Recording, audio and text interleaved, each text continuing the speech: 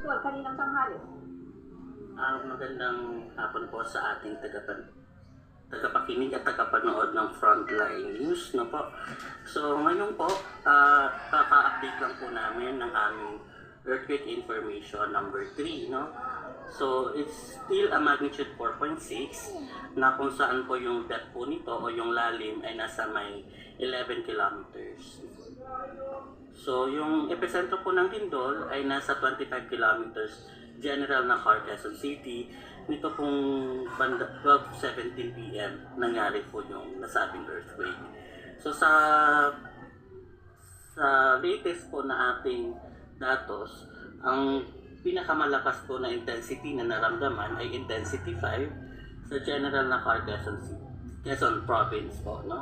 At intensity 4 po sa may some parts of Quezon, kasama po dito yung Infanta at Real, and then some parts of Bulacan, yung Doña Remedios, yung Rizal, saka yung sa Metro Manila nga po na nabanggit po kanina, yung Makati, Mandaluyong, City of Manila, Marikina City, saka Cavite and Laguna. Intensity 4 po yung mga naramdaman po doon sa mga lugar na ito, no? Yung sa Laguna, isa sa